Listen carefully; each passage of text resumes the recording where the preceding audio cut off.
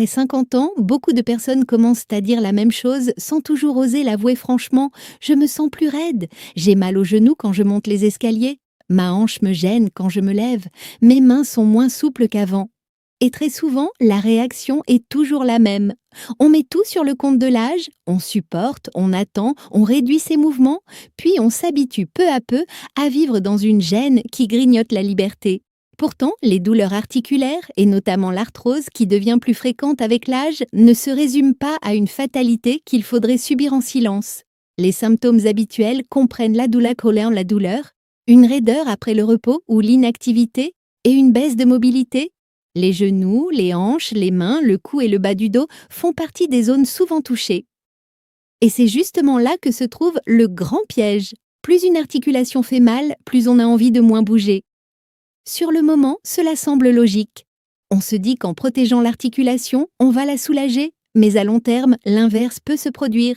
Quand on bouge moins, les muscles autour de l'articulation perdent de la force, la raideur augmente et chaque geste du quotidien devient plus coûteux.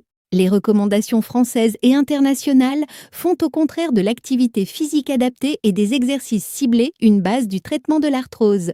La Haute Autorité de Santé souligne qu'un programme associant renforcement musculaire, mobilité articulaire et travail d'endurance a des effets bénéfiques et l'Institut américain spécialisé dans les maladies musculo-squelettiques rappelle que l'exercice aide à réduire douleur et raideur tout en améliorant la souplesse et la force. Donc le premier geste naturel qui soulage vraiment, ce n'est pas un remède spectaculaire, c'est le mouvement intelligent, pas le mouvement brutal, pas l'effort héroïque qui te casse pendant 3 jours, mais le mouvement régulier, progressif, adapté. Marcher un peu, mobiliser doucement l'articulation, reprendre des gestes simples, retrouver de la confiance dans le corps. La Haute Autorité de Santé rappelle d'ailleurs 2 règles d'or, la progressivité, c'est-à-dire commencer doucement, et la régularité, c'est-à-dire pratiquer fréquemment plutôt que faire un gros effort isolé. Le deuxième geste naturel, c'est le renforcement musculaire. Beaucoup de personnes regardent uniquement l'articulation douloureuse alors qu'il faut aussi regarder ce qui la soutient. Un genou douloureux supporte mieux la vie quotidienne quand les cuisses d'impression sont plus fortes. Une hanche sensible souffre souvent moins quand les muscles autour du bassin travaillent mieux. Une articulation fragile n'a pas seulement besoin d'être ménagée, elle a besoin d'être mieux accompagnée par les muscles qui l'entourent. La Haute Autorité de Santé recommande précisément des exercices de renforcement ciblés dans l'arthrose des membres. Le troisième geste naturel, c'est de perdre un peu de poids quand cela est nécessaire. C'est un sujet délicat, mais il faut le dire avec calme. Quand le corps porte plus que ce qu'il devrait, ce sont souvent les genoux et les hanches qui encaissent. Chaque pas coûte plus cher, chaque escalier pèse davantage et l'articulation déjà sensible travaille encore plus. L'assurance maladie précise que le surpoids aggrave l'évolution de l'arthrose du genou et qu'une perte de poids, lorsqu'elle est nécessaire, est toujours bénéfique. Elle dit la même chose pour l'arthrose de la hanche. Le quatrième geste naturel, souvent sous-estimé, c'est la chaleur. La chaleur peut aider quand l'articulation est raide, tendue, difficile à déverrouiller, surtout le matin ou après une période de repos. Les sources médicales indiquent que la chaleur augmente le flux sanguin, améliore la tolérance à la douleur et la souplesse. A l'inverse, le froid peut être utile lors d'un épisode plus inflammatoire quand une articulation gonfle davantage ou devient plus irritable après un effort. Le froid aide alors à diminuer la douleur et peut soulager l'inflammation. Mais ici, il faut être pratique. La chaleur n'est pas là pour guérir l'articulation. Elle sert surtout à rendre les mouvements plus confortables et à aider le corps à se remettre en route. Le froid, lui, ne doit pas être posé directement sur la peau. L'assurance maladie recommande, pour un genou douloureux et inflammatoire, de passer par un linge propre afin d'éviter la brûlure provoquée par le froid. Même ce détail compte, parce que les bons gestes naturels sont efficaces quand ils sont bien faits. Le cinquième geste naturel, c'est de mieux répartir ses efforts dans la journée. Beaucoup de personnes font l'erreur de trop en faire d'un coup les jours où elles se sentent mieux, puis de passer 2 jours à souffrir ensuite. Or, une articulation douloureuse aime la mesure. Elle supporte souvent mieux des efforts fractionnés, plus courts, mieux répartis, que de grosses charges d'un seul bloc. Cela rejoint l'idée de régularité défendue par la Haute Autorité de Santé. Mieux vaut une activité adaptée répétée qu'un excès suivi d'un arrêt. Le 6e geste naturel, c'est de continuer à marcher, mais pas n'importe comment. L'assurance maladie conseille, en cas de douleur chronique du genou, de marcher quotidiennement en dehors des poussées douloureuses tout en évitant les longues stations debout et les charges lourdes. Cela montre une chose importante, soulager ne veut pas dire s'immobiliser. Soulager, c'est apprendre à mieux doser. Marcher oui, mais de façon adaptée. Bouger oui, mais sans s'acharner.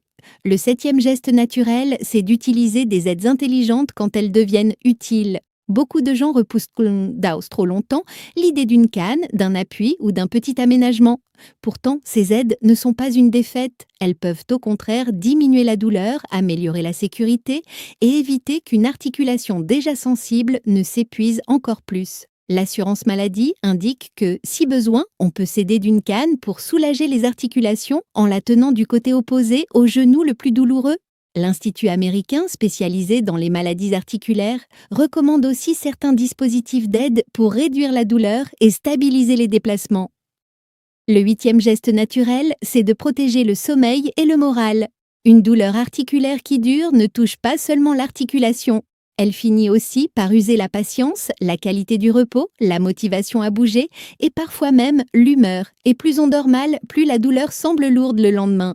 Plus on bouge moins, plus l'articulation se raidit. C'est un cercle qui s'entretient. Même si l'arthrose est d'abord un problème articulaire, son impact sur la qualité de vie est bien plus large. C'est aussi pour cela que l'accompagnement ne doit pas se limiter à calmer une douleur sur le moment, mais à préserver l'autonomie et la fonction au quotidien.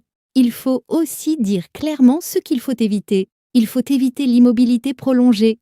Il faut éviter les efforts violents sans préparation. Il faut éviter de croire qu'une articulation douloureuse doit rester complètement au repos pendant des semaines.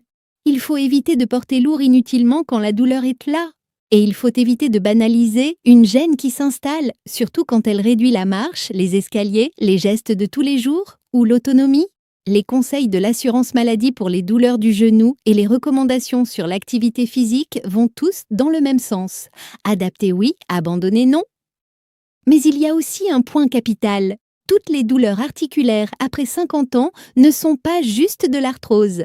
Certaines situations doivent nous faire consulter rapidement.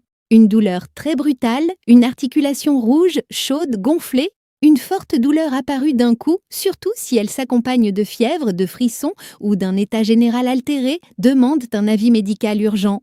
Une infection articulaire peut évoluer vite et doit être évaluée sans attendre. Il faut également se méfier d'une articulation qui devient soudain impossible à utiliser, d'une douleur après traumatisme ou d'une gêne qui progresse nettement sans amélioration malgré les mesures simples.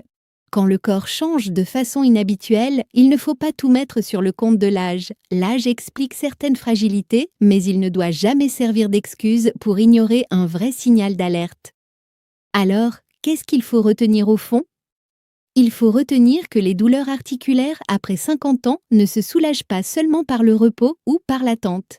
Elles se soulagent souvent mieux par le mouvement progressif, le renforcement, la perte de poids si nécessaire, la chaleur ou le froid utilisés intelligemment, une meilleure répartition des efforts et parfois une aide technique bien choisie.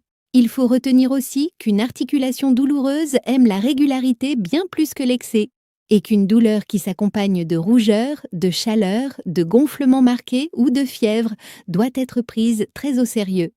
Et s'il fallait résumer tout ce sujet en une phrase, ce serait celle-ci. Après 50 ans, soulager ses articulations ne commence pas par un miracle, mais par des gestes simples, répétés, intelligents, qui redonnent du mouvement sans trahir le corps. Après 50 ans, les douleurs articulaires ne doivent jamais être considérées comme une fatalité. Oui, le corps change. Oui, certaines articulations deviennent plus sensibles. Mais cela ne veut pas dire qu'il faut renoncer au mouvement, à l'autonomie ou à la qualité de vie. Le plus important à retenir, c'est que le vrai soulagement vient rarement d'une solution miracle. Il vient beaucoup plus souvent de gestes simples, réguliers et intelligents. Bouger sans brutalité, renforcer les muscles, mieux répartir les efforts, soulager avec la chaleur ou le froid au bon moment et protéger ses articulations au quotidien. Au fond, l'objectif n'est pas seulement d'avoir un peu moins mal, l'objectif, c'est de continuer à marcher avec plus d'aisance, à se lever plus facilement, à garder sa mobilité, sa confiance et sa liberté. Et c'est justement là que les bons gestes naturels peuvent vraiment changer les choses. Si cette vidéo t'a aidé à mieux comprendre comment soulager naturellement les douleurs articulaires après 50 ans, abonne-toi à La Pharmacie Naturelle, active la cloche et laisse un commentaire. Dis-moi, quelle articulation te gêne le plus aujourd'hui? Le genou, la hanche, le dos, l'épaule ou les mains? Et partage cette vidéo à une personne de ton entourage qui souffre en silence de douleurs articulaires. Parce qu'un bon conseil, au bon moment, peut vraiment améliorer le quotidien.